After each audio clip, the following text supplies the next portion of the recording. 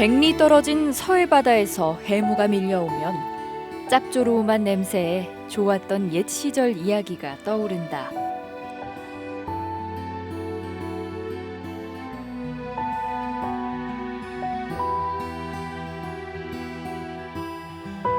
가까웠으나 이제는 소식이 뜸한 이웃 강경.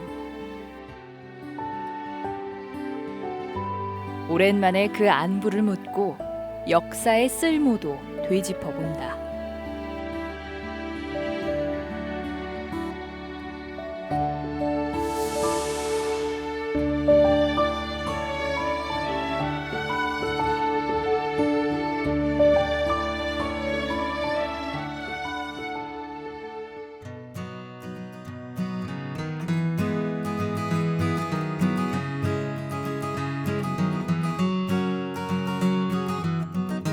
길은 변화한다.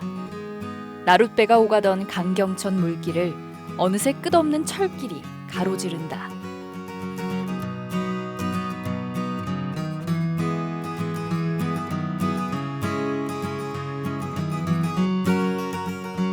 그보다 오래전엔 두 발로만 걷던 시절도 있었으리라.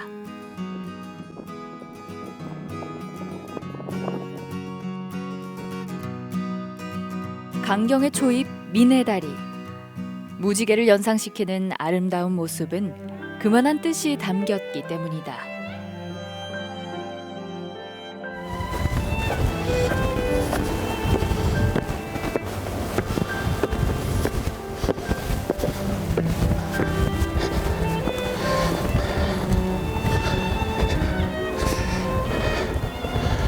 자, 무지개 다리 홍해문이라고 하지요. 굉장히 아름답지요. 이게 강경의 미네다리인데 1731년 그 무렵에 전라도 여산 용안 그리고 이 충청도 강경 은진 사람들이 다 힘을 모아 만든 다리입니다.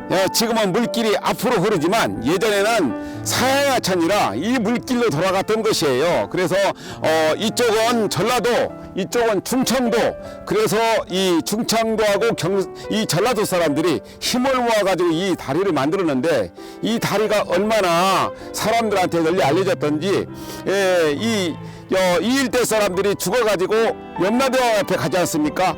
그러면 염라대왕이 묻는다고 합니다. 너 강경의 미래딸이 그리고 은진 미륵 그리고 개태서의 돌학을 봤느냐 해서 안 봤다고 하면은 다시 가서 보고 와라 했다는 곳이 바로 이 미래딸입니다.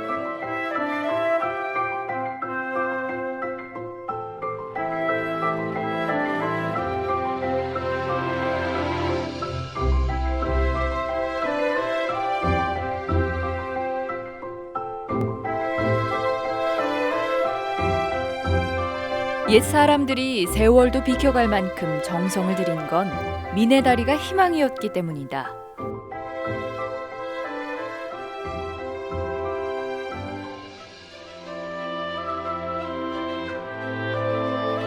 이 다리를 건너는 순간만큼은 입신양명의 압박감도 어깨를 짓누르는 등짐의 무게도 모두에게 그만큼의 설렘이 되어야 한다.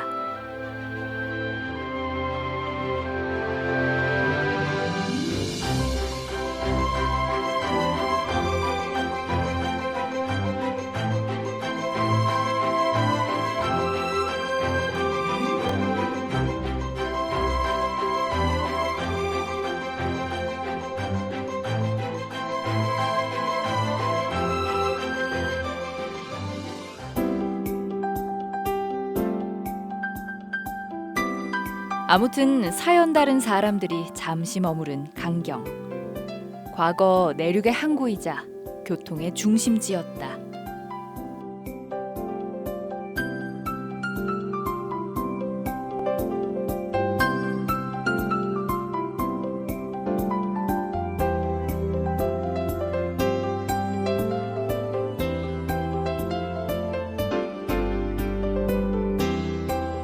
옛 시절이라면 장터가 먼저겠지만 이번엔 옥녀봉부터 올라본다.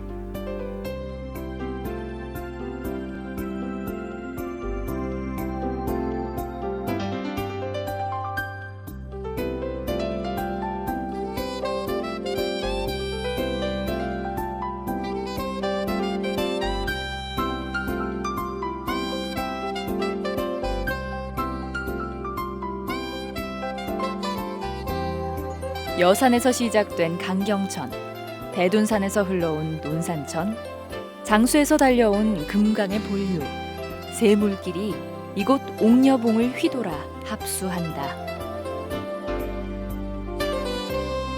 이것이 우리나라에서 3대 시장, 1 평양, 2 강경, 3 대구, 두 번째로 큰 상업도시, 도회를 이루었던 곳이 바로 이 강경이죠. 조선시대 강경이 번성했던 건 옥녀봉 아래 강경포구가 있었기 때문이다.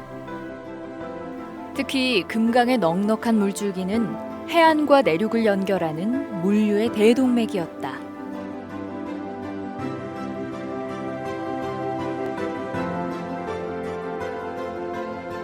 사실 금강은 전라북도 장수에서부터 비롯돼 가지고 공주 부여를 지나고 강경을 지나 가지고 군산에서 서해바다로 가는 천리길 금강이잖아요.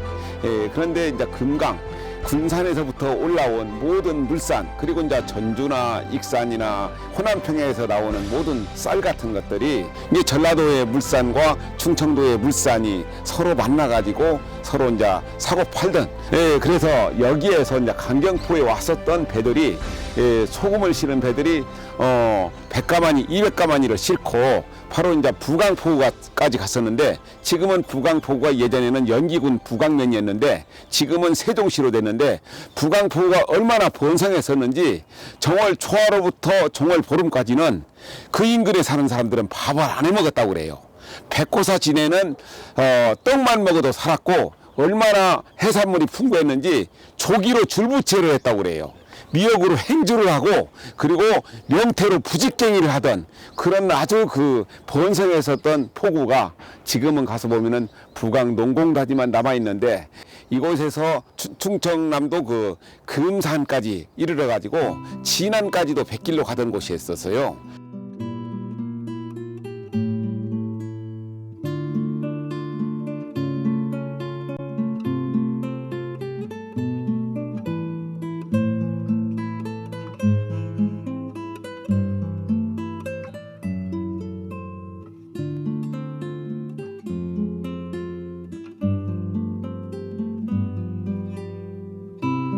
물산이 모이면서 사람도 모였고, 그 가운데 비범한 인물들이 강경의 이야기를 남겼다.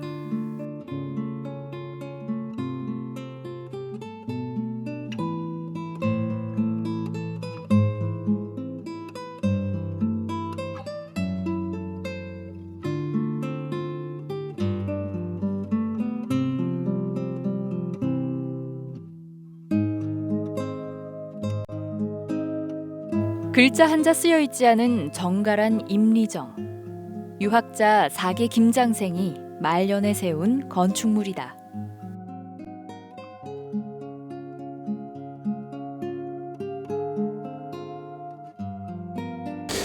시경에 나오는 얘기인데, 깊은 못가에 있는 것 같이, 얕은 얼음을 밟고 있는 것 같이 자신의 처지를 신중하게 하고 행동을 바르게 하라. 거기에서 유래된 얘기인데, 이곳이 바로 사계 김장생 선생, 그러니까 송광정처 제자이면서 송시열 선생의 스승이었거든요. 그분이 인조 때 이곳에 이 정자를 지어놓고 제자들을 가르치던 곳이에요. 학창시절 들어봄직한 이름 사계 김장생. 임리정에 붙인 뜻처럼 그는 매사에 신중했다. 특히 당대를 같이 한 송강정철의 행보와는 사뭇 대조적이다. 사계 김장생 선생, 그러니까 그 후학들이 결국 기호학파로 이어져 가지고 조선 후기까지도 이어지는데, 사실 정철의 정예립 사건 당시에 송강정철이 정예립 사건이 발발했다고 하니까 대궐로 간다고 했어요. 그때 사계 김장생 선생이 가지 말라고 했었죠. 선생님이 지금 대궐에 입고라면은 나중에 큰 문제가 발생합니다 했는데, 송광정철이 바로 대궐에 입궐해가지고 이관이 돼가지고 수많은 사람들을 희생을 시켰는데, 그 사계 김장생 선생이 송광정철의 성격을 알았던 거예요. 그래서 그때 가지 않았더라면 어쩌면 기축곡사가 수면으로 그렇게 떠오르지 않고 잠잠하게 그냥 작게 흘러갔을 것인데 송강 정철이 들어가면서 기축곡사가 엄청난 큰 파장을 일으키는 결과가 됐습니다.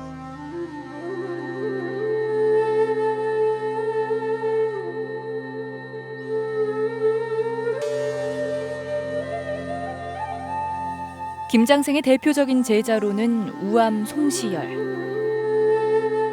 임리정에서 오솔길 따라 5분 거리의 황산 언덕에선 우암이 지은 팔괘정도 볼 수 있다. 황산, 예전에 우리 전주 사람들도 이곳에 와서 황산복, 그 다음에 우어회 많이 먹었잖아요. 바로 이게 황산강이거든요. 스승인 김장생의 학통을 잇고자 팔괘정을 지은 송시열. 그 또한 스승처럼 건물에 불필요한 치장은 하지 않았다.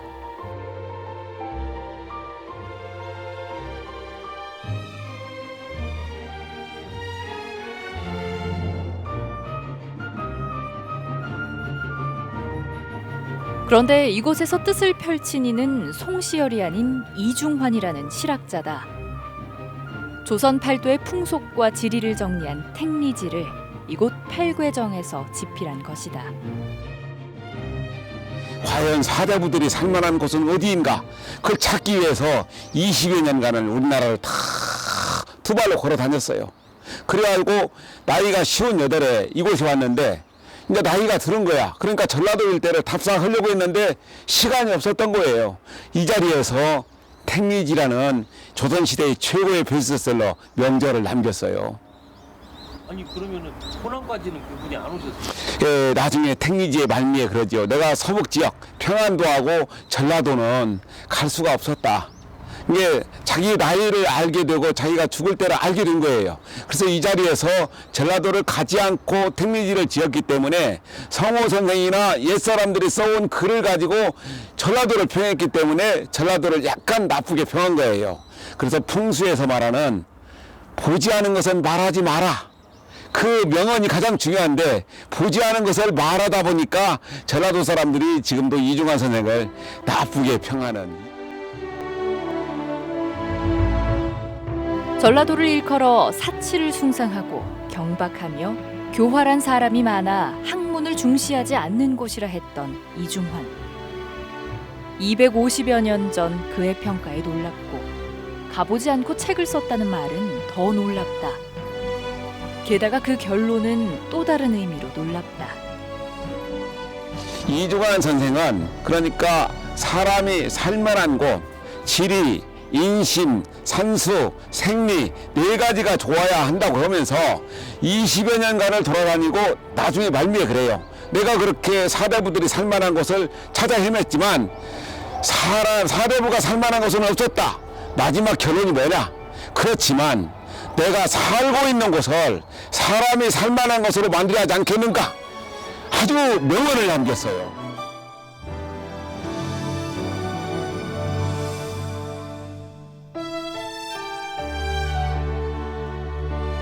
그의 말이 명언이라 할 만할까?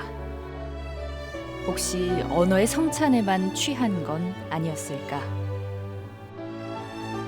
정작 살만한 곳으로 만드는 일에 이중환을 비롯한 당대의 지식인들은 어떤 기여를 했던가? 운명을 걸었다는 시대의 명저가 실사구시 대신 추정과 편견이었다면 이는 다시 살펴볼 일이다.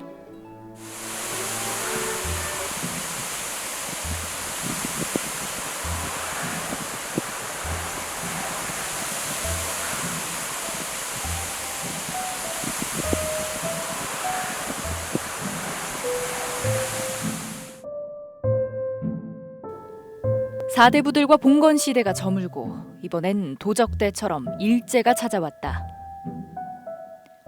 그들은 침입과 동시에 철기를 놓아 호남을 수탈했다.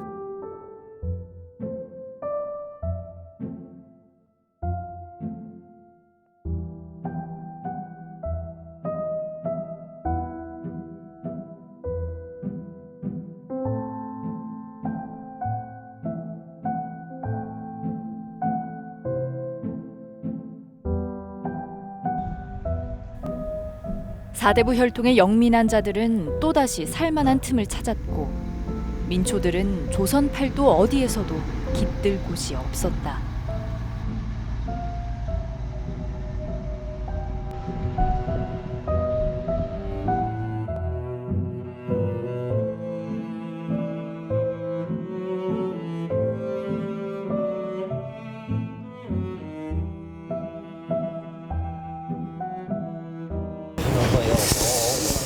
안녕하세요. 그리고 강경이 예전에는 굉장히 컸었잖아요. 한 20년 됐지. 20년? 교통수단이 잘 될 때부터 저탄 났어요, 여기가. 예? 교통수단이. 왜냐면 배가 전부 일이 다 돌았거든요. 예. 서해 쪽에서 고기 잡은 것이요. 예. 거기서부터 이제 차로다가 막 수송해서 이리저리. 배가 못 들어오고 배가 못 들어오고. 요 밖에 나가면 또 있거든요. 또서부터 막 그리 조기배들이 뭐니 막 생선 잡아가지고 그리 쭉 잤어요. 그리고 이 강경에 일본집이 솔직히 많이 써요. 일이 자꾸 일본집도. 중국집 많고 일본집이 최고 많고 여기서 이제 쌀 중화요리가 강경호야 제맛이 난다고 했던 거예요. 그렇죠. 그 이제 여기가 예. 황폐화되면서 논환경 결투지. 세무서 갔거든요. 세무서는 넘어갔어요. 예. 그 다음에 이제 밤이 이번에 도망갔죠. 논산 밤에 도망갔어요. 밤이 세무서가요.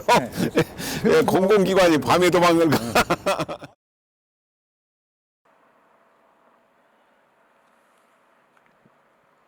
강경의 역사를 더 알아보려 역에서 도보로 약 15분 거리에 있는 역사관을 찾아간다.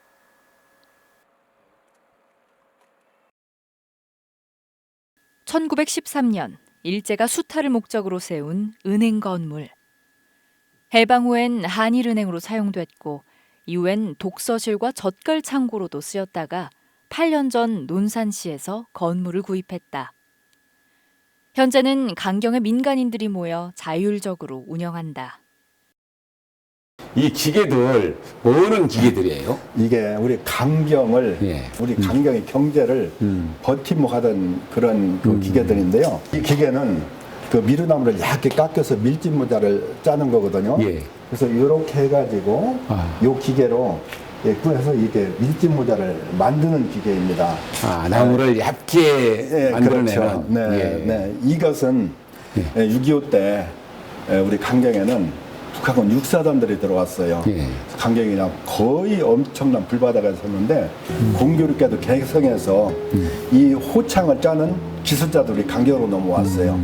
그래서 강경에는 엄청난 이 호창을 짜는 기계를 이 공장이 많이 여기서 성공. 그럼 한국전쟁 이후에. 그렇죠. 한국전쟁 이후에 이 배를 짜는 기술자들이 넘어와서 이것을 개성배라고 그래요. 개성 개성배. 사람들이 많이 와서 짰다고 그래가지고 이게 사실 강경이 엄청 많았는데 이번에 우리가 전시하려고 보니까 없는 거야. 그래서 여기서 공장 주인한테 물어봤더니 김제를 팔아먹었다고 그래서 김제까지 가서 찾아온 거예요. 야, 대단하네. 그러니까 귀한 것이네. 이사를 갔다가. 우리는 예. 굉장히 귀합니다. 예, 잘해줬습니다. 네, 그래서 네. 자기의 전통과 역사 그걸 갖다 보존하고 이어가게 하는 것이 사실 후손들의 몫이거든. 그래서 우리가 그 몫을 찾으려고 예. 역사문화 연구원을 만들어서 우리가 썼던 그런 우리 시대에 또 우리 아버지 세대에 썼던 것들을 많이 전시를 해놓고 역사관을 이렇게 만들어 놓은 것이죠.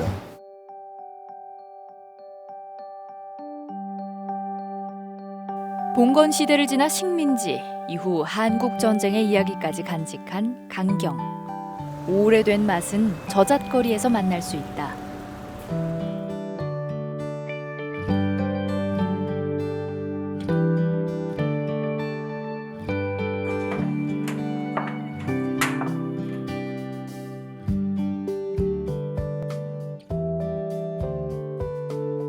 허기진 21세기의 나그네. 풍성한 젓갈 백반에 심신의 긴장도 풀린다. 예전같이 젓갈이 많이 짜지 않고 딱 먹을 만해야죠.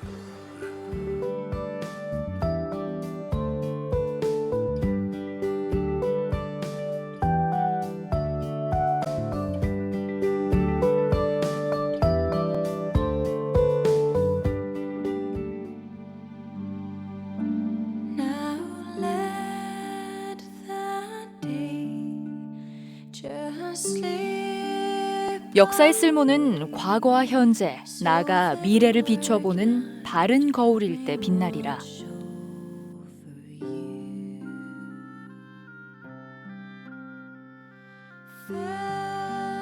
강경길 따라 역사를 만나보니 호 시절의 추억만으론 허전하다. 미네다리의 고운 마음을 기억하고 임리정의 신중함을 되새기며 택리지의 편견과 불합리는 다시 살피자.